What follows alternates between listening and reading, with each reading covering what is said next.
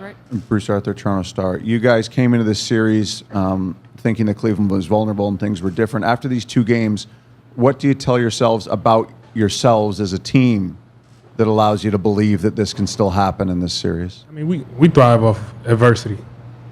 Every single guy on this team, we thrive off adversity. You know, we've been in tough situations before, and you know, sometimes when you put in a tough situation, that's what brings the best out of you, and that's what point we at now.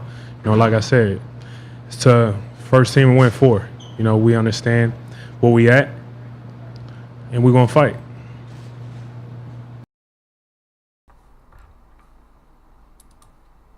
The winds of change. Forces that have the power to change things. Used generally to mean change is going to happen eventually.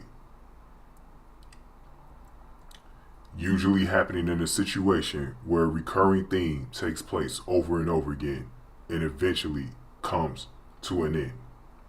The winds of change have begun to blow. And the winds of change start Saturday night. Not in LeBron, but in Cleveland on ABC.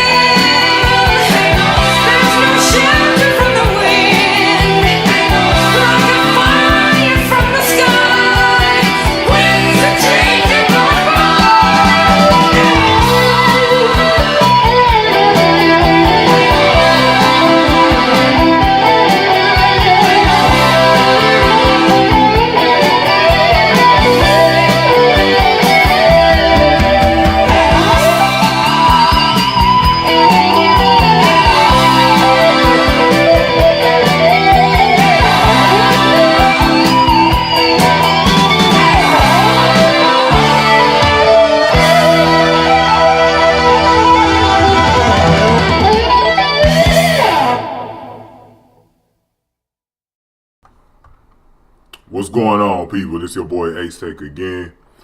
And I gotta say, man, things are feeling a little bit different for me after game 2 as opposed to game 1.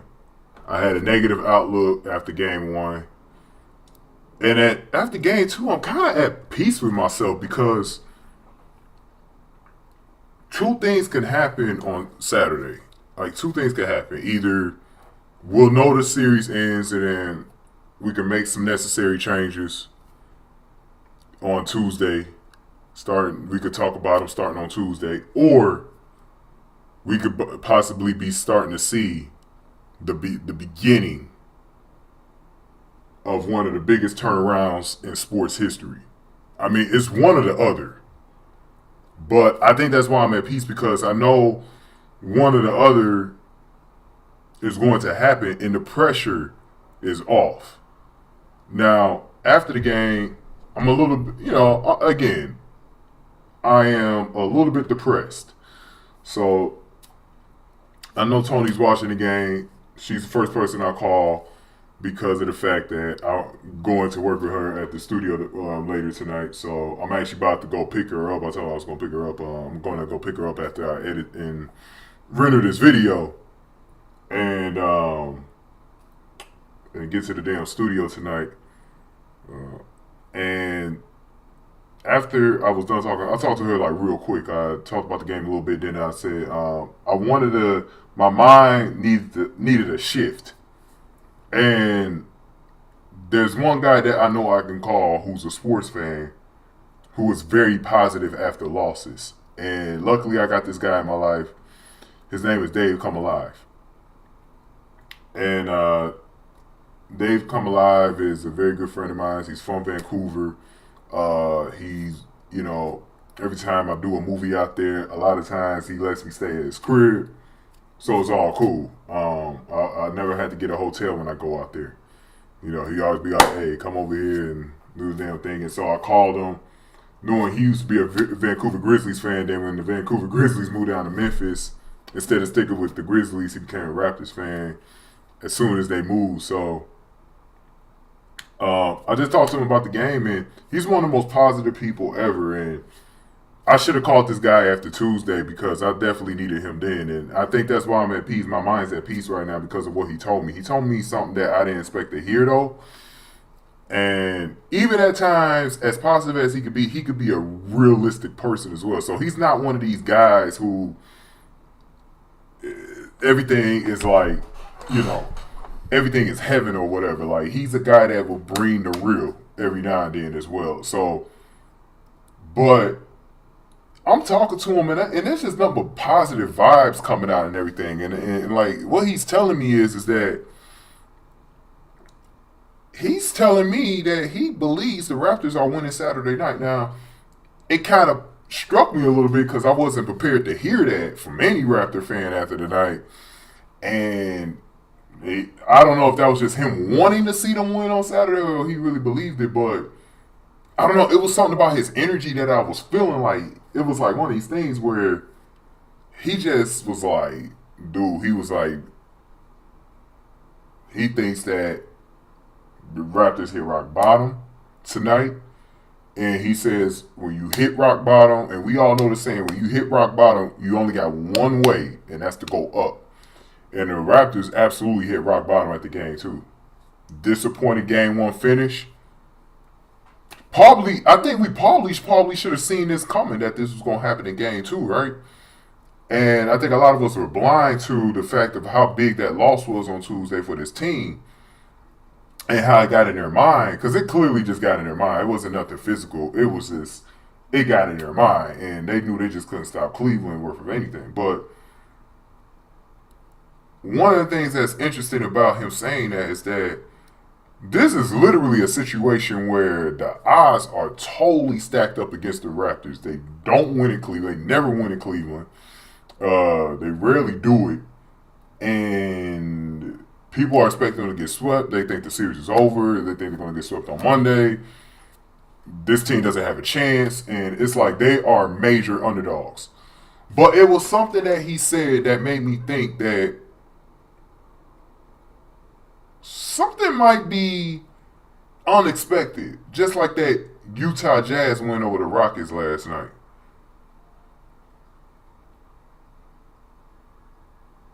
There's a possibility that with the pressure being taken off the Raptors now, because look, you will be a fool to not believe that the pressure is not on the Cavs now.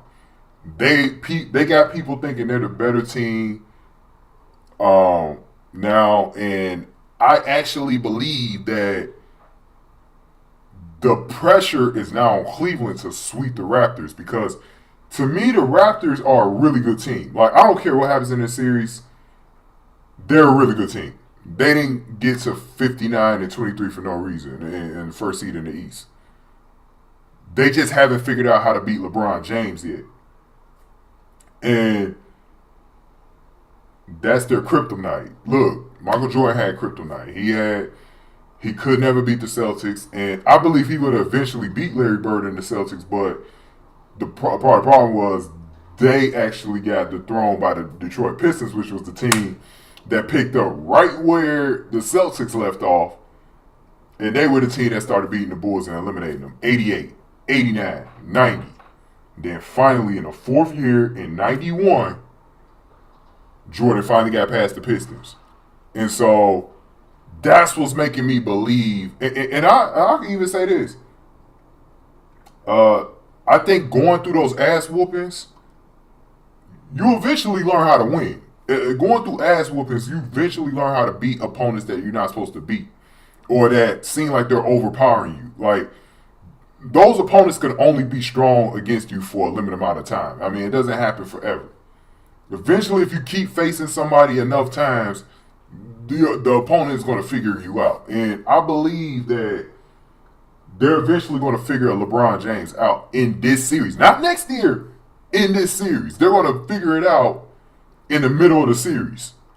You know what I'm saying? They're going to actually figure this out in the middle of the series, how to actually win in Cleveland and just do it without even thinking about it. Like, you know what I mean? Like, I felt like that was what got the Bulls over the hump against the Pistons. If you watch that 91 series against the Pistons, if you rewatch it, you can see that Jordan just figured shit out in the middle of that series. Like, this ain't happening again. Like, he just told us, like, this ain't happening again. We're going to figure this out. We're not going to lose to the Pistons for a fourth year in a row. And it happened. And they went all the way to the NBA Finals and won. The wins have changed. The next thing you know, the Bulls are winning 6 out of the next 8 championships. Dynasty, the last really great dynasty in basketball. You know, you could say the Lakers. And by the way, I was about to bring up the Lakers right after that. The Lakers, when Shaq and Kobe first came, they were a team that was looked at. They couldn't get over the hump for 3 straight years. The Lakers were not the dominant team that they were supposed to be with Shaquille O'Neal. Like, that didn't happen until the 4th year against Indiana. And then they won the next 2. I mean, they won the next 3. Indiana, Philadelphia with Iverson, and the third one was against, who was the third one? Oh, New Jersey Nets. And they got through all of them. Like, it just happens. Sometimes eventually the winds just change, man. And that's why I played that song, because it's story time right now. It's story time right now. Yeah, it is story time. I never told this story to any of you guys before. I wanted to always bring it up with the Lions, but the Lions never got deep enough in the playoffs for me to bring up this story. But I'm going to bring it up now with the Raptors. So, sometime earlier this decade, like 2011, I was living in New York City for a little bit. Just like I was in LA for the last few months, starting early December. Like I said, I didn't get back home until the middle of April. And I was in New York, for about a half a year. And during that time, one of my ex-girlfriends, I met her there, and she was a fine bitch, and she was a tomboy, and she loved playing sports. And one of the sports that she was actually involved in it just a local sports league for softball. It was a league where they had the softball teams. They all played in different boroughs or whatever in New York City and shit like that. And she played in the league, say about this was her third year when she met me. So, and her teams were just the pits. Like, the last 2 years before that, before this, the year before I came over, they were one of the bottom teams in the league. Like, and it was funny because most of the Manhattan teams, this is a Manhattan team, they played on the Upper West Side. And they were just the pits. They were garbage. Like, they were awful. Like, they were the real life Bad News Bears. They were a team, they were dysfunctional as hell. The girls hated each other. They always fought. It was always a damn fight. I even had to break up some of them that involved my girlfriend because, she was, Marcy, that was her name. Marcy, she was like one of these girls. She just, like I said, she a tomboy, she tough, and that's why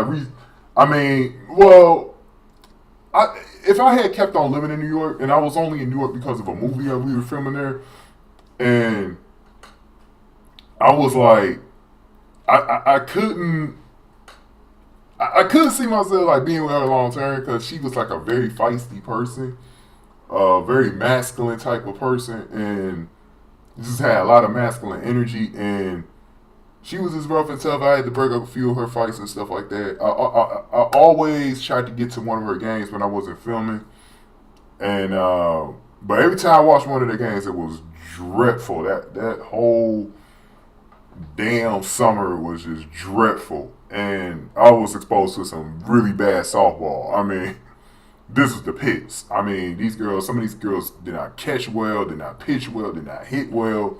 They were not a smart team. They were like, the coach actually changed like 2 times in that season because the first coach was like, got ran out because it was like, he's just not going to put up with this team anymore. It's like, this team is just too fucking dysfunctional. And like I said, the girls hated each other. My girl, she used to always complain about one of the girls when we go home, and she's constantly complaining about, about this girl. So Marcy was really irritated with the girls on the team.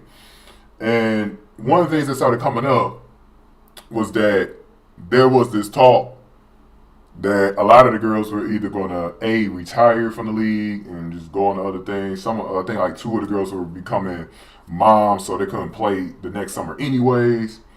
Number 2 was the fact that some of the girls just want to go to other teams and shit like that.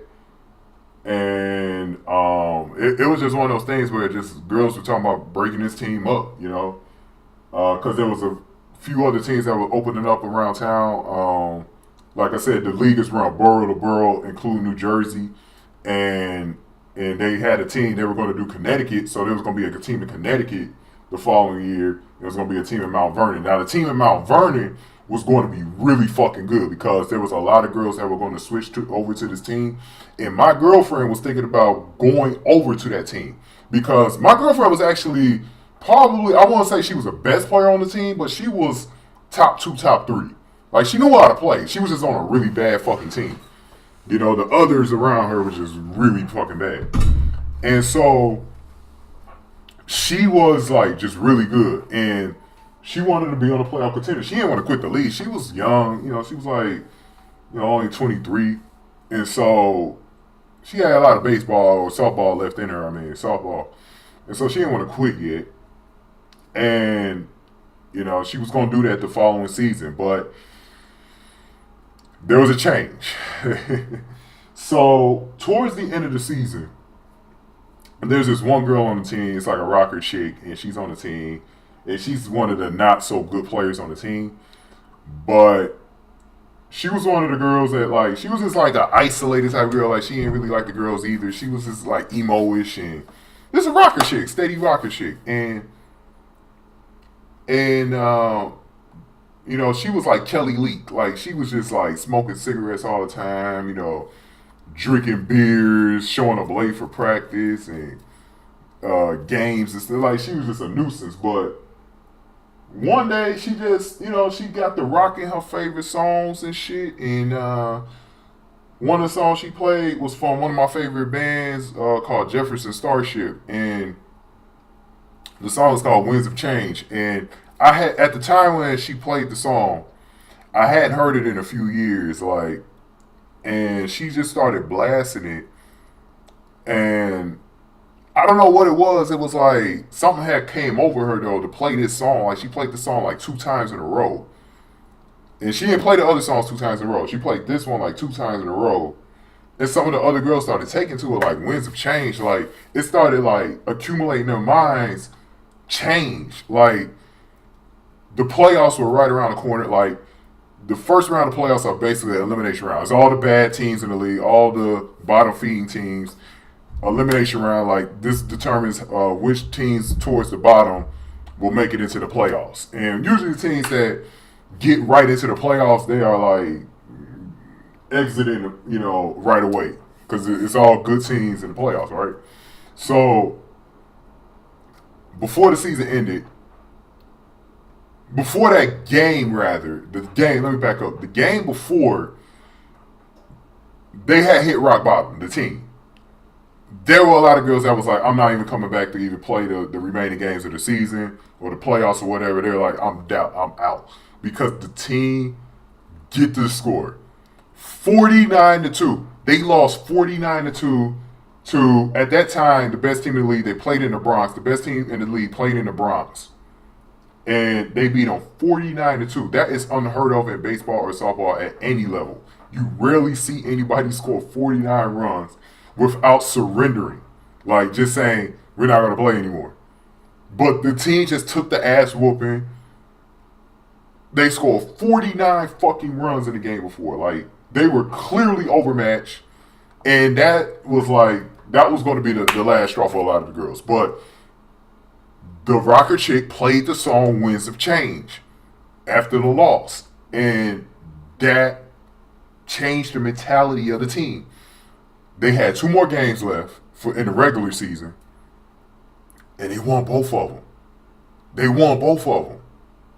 Like, they were actually playing better baseball. Like, this is the first time I watched them when they were playing better baseball.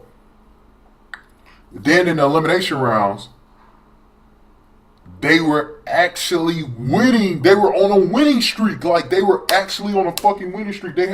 I had never seen some of the girls who seemed like they couldn't catch a ball for their damn life were actually catching balls and making like all-star plays. They were making contact, they were hitting home runs and driving runners in and placing bunts down perfectly, driving in runners. They didn't play like that all year. I'm like, what's going on? What happened to this team? Like, this is not the same team that I saw before. And it was just a momentum shift. Like, so by the time they got into the playoffs to play the better teams, they were taking them out with ease. Like, they made it look easy. Like, so it got to the point, the best 2 teams in the league, they had to face them to win the championship. And the first team was a team out in Jersey that was really good. And the team out in Jersey used to whoop their ass all the time. Like, it was like basically LeBron against the Raptors. And there was just this one monster girl on the team. Like, I kid you not, this girl, every time I see LeBron dominate us, this girl pops into my head. This real ugly, overweight bitch who could just hit the fucking ball out of the park. Like, she was a fucking monster. I think she led that softball league during the regular season in home runs, if I'm not mistaken. She was a fucking monster, though. She was, every time it seemed like that ball was going deep and it was getting out of the fucking park. Tell me why she struck out 4 times in the elimination game against her team. Like, they were, man, and Marcy was like, literally, like, she drove in like 27 runs during the playoffs, and she was just on her shit. She was driving in runners everywhere. Dude, the winds had fucking changed. And they will always play that fucking song before a game, after a game. They will sing it. In softball, like, if you guys watch the college World Series that's coming up, the college softball girls, they're gonna play their tournament games coming up I don't know if it's this week or the next weekend, but if you watch it, you'll notice like the girls always do these like chants and stuff, hey, batter, batter, swing, hey, batter, batter, swing, they be saying shit, or they'll sing songs and all of that. And it is like remarkable, like what happened to this team. Like, I was like, wow, I had never seen. I hadn't even seen this in professional sports, but this was something that was happening in my real life. Like, I was actually seeing this in my real life. A team that just changed out of nowhere. Like, they might have always had this in them, but they never put it together because they never worked as a team, because the chemistry went up after that. And like I said, that song was motivating them. They used to sing the song. You know what I'm saying? They used to sing the song all the time. And it got the teams, like the opponents and shit, because they would constantly sing the song, especially doing like rallies and shit like that. And I was just like, wow, like they are together right now. Like, it was a huge change just from like a month before that, when they were like a dysfunctional bunch. You know what I'm saying? It was just amazing. They were like, I remember they were singing, they were like, hang on, it's starting again. Hang on, there's no shelter from the wind. Hang on, like a fire from the sky. Winds of change are rolling by. They will sing that shit every time. They will put an emphasis on winds of change. Hang on, it's starting again. Hang on, there's no shelter from the wind. Hang on, like a fire from the sky. Winds of change are blowing by. They were like, every time they would sing that, and you could tell it was getting to the other team that, holy shit, one of the worst teams in the league. Because like I told you guys, the Manhattan teams had no respect in this league. Like, all of the Manhattan teams were horrible. You know what I'm saying? Like, for some reason, I don't know. I guess it's because most of the Manhattan girls were like, had money, so they weren't too great at sports. They weren't like, because all the other boroughs are like poor, most of the players are like either from poor or medium income, while the Manhattan teams are always like rich girls and shit like that, girls that had money. And, you know what I'm saying? My girl Marcy, she was like a Broadway actor. She was trying to get into Broadway and stuff like that. But she made a lot of money, doing small acting gigs and shit like that. And, so she was able to afford, a Manhattan house and shit, condo or whatever. And, obviously I was able to lay up in there instead of being in a hotel, or when we wasn't in a trailer or whatever, I was able to lay up in there. So I didn't use her, but, it seems that way. But Marcy, yeah. So like a lot of the Manhattan teams, they just didn't have that drive. Like, they didn't have that hunger like the girls from the other boroughs had. So the Manhattan teams were just straight garbage. You know what I'm saying? And it wasn't like, like a lot of the Manhattan teams too, they didn't have a lot of parks to play in. They used to have to go like to other boroughs and stuff like that to play in a park that, Central Park was obviously one of the ones that they used, but like they had to go to like other parks and shit to kind of practice. So there really wasn't a lot of time for them to practice and stuff. So I guess they got good at, they used the games like practice. That's how I looked at it. Like, they were using the games, because the girls did get better and better even before that 49-2 game. They were actually getting better though. But they just put it all together at the right time, and next thing you know, they face that team from the Bronx. Wipe, rinse, and repeat. They got them.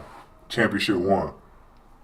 And so I always think about that situation when teams are in trouble in professional sports. Because, like I said, if this team could do it, this is a team from real life. Like, this is a real life team. It's not a professional team, but it's a real life team facing some of the best softball players in town.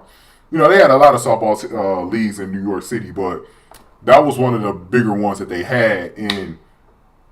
And so they were facing top tier talent in New York. So, for them to have done that, that was just awesome, you know. And I'll never forget that. And like I said, when my boy Dave come alive, when he was talking to me about this Raptor game tonight, you know, I just started thinking like, man, you know, the winds could change easily for the Raptors if they allow it to. Like, you know, to me, I think the main thing about this Raptor team, and I see what happened to that team, the softball team, the pressure was off of them, and they played with free money. When they got beat down 49-2, that score got around the league, and everyone knew that this team was just, they were just going to die off.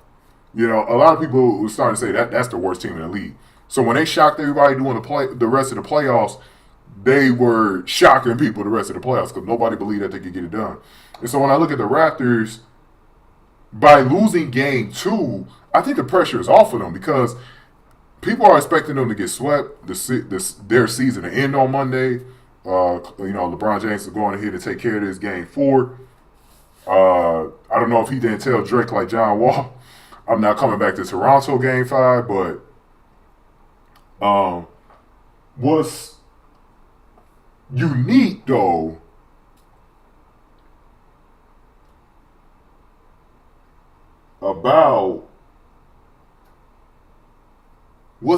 about game 3 is it's a situation, like I said, the Raptors are underdog. And to me, look, they've lost the first 2 games. They don't really have anything to prove to me. They don't really have anything left to prove. Whatever people think of them, you know, pretty much is I think it's all centered for right now. I really don't think they could do anything to change anybody's opinion unless they come all the way back and win the series. To me, there is no proving more for the Raptors to do. It's cooked, it's done, it's a glaze, it's over, right? But that's why going to Cleveland and getting away from the home fans, because I think what's different is that they had the first 2 games at home, right? So all the pressure is on you. You know, you're in front of your home fans. You barely lost all year. People need to realize the Raptors don't lose a lot this year. Like, they just do not lose a lot. Like, people are not used to the Raptors losing. They're that good. They don't lose that often. So when they do lose, it's a big deal. And so them losing the first 2 games of the series is a pretty big deal. And so, like I said, they are a team in past playoffs too. They've always, like, ever since 2016, they've been a team that has been counted out over and over again.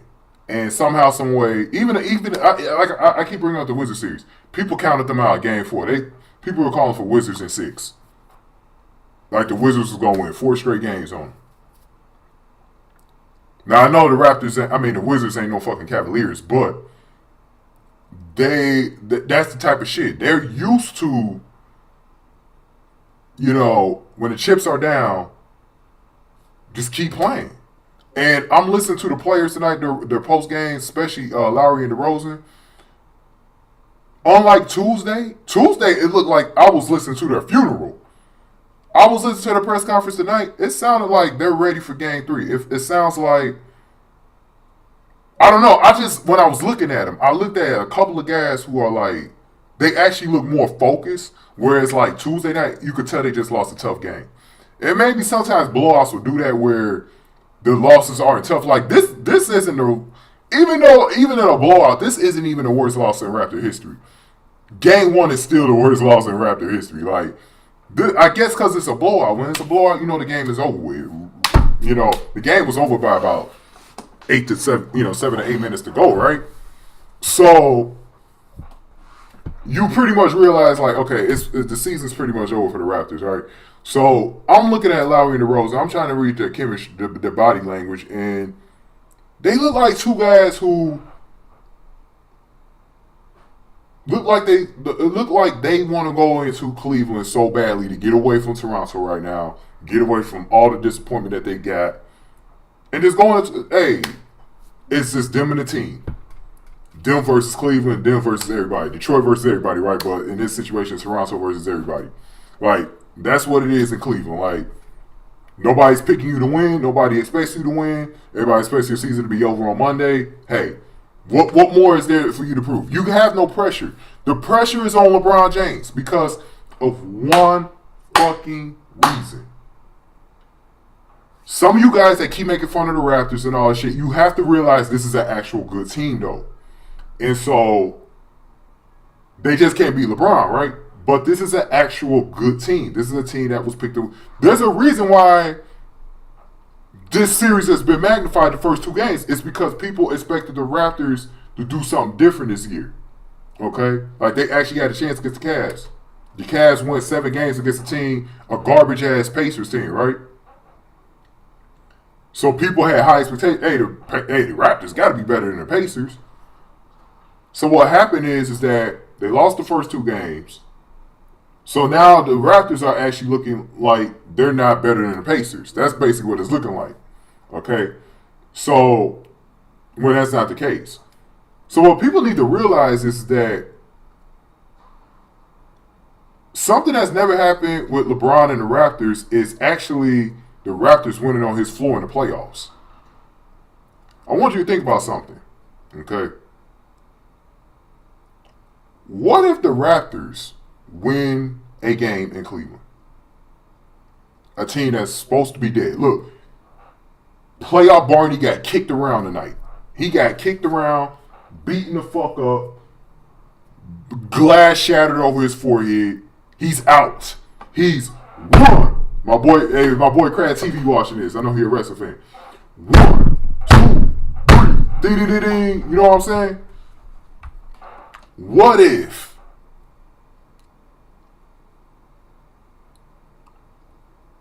LeBron and the Cavaliers actually choked the game to the Raptors? Now, nobody thought about this, but a win for the Raptors on the road is pretty fucking huge, let alone 2. Okay, if they get the other one on Monday. But let's just keep it to 1 for right now. If LeBron allows the Raptors to get back in the series and gain any fucking confidence, he's in trouble. Because now you got a team that has done something they've never done to LeBron before and has beat him in his own fucking house. Whereas he's put all this ownership, designation on Air Canada Center. People call Toronto LeBronto now and shit. Like this is his city. Like he just stole it away from Drake. You know what I'm saying? But I don't think people actually realize how big this will be for the Raptors to actually pull out a win on the road.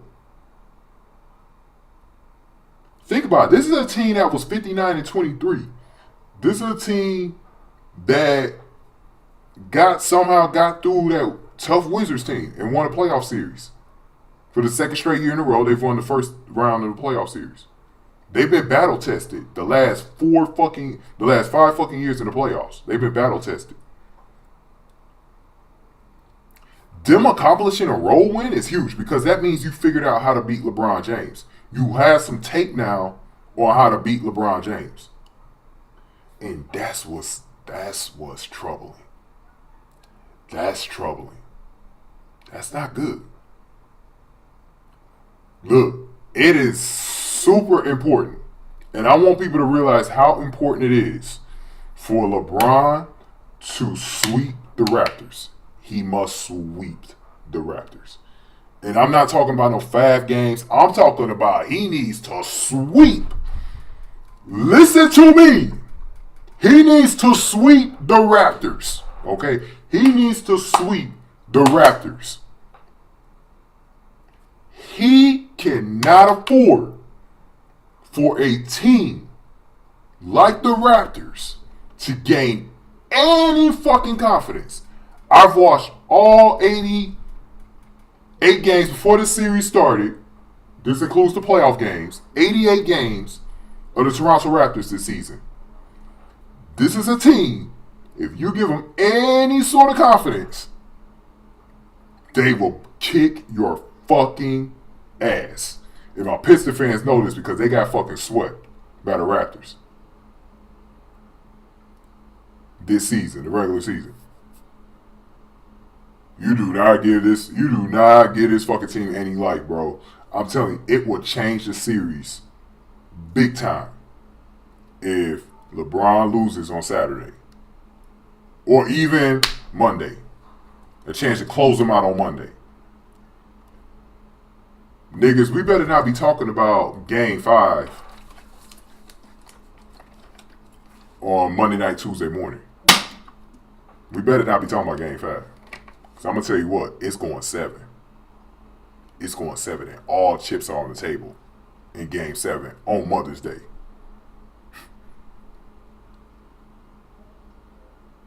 I think the winds are changing. The Blue Jays won 2 games against. So, I'm just saying. I'm telling you, it's kind of scary because we can even go back to last series, even though it's not the same situation. The Pacers were actually in this situation as well. When they won, I forget what game it was. Was it game 3? The Pacers were playing with fire by letting the Cavs win game 4. They should have won game 4. Because, to me, one of the worst things you could do in the playoffs is let a team that's down back up. That's one of the worst things you can do in the playoffs. And that's what I fear is around the corner for the Cavs. They might be making a mistake.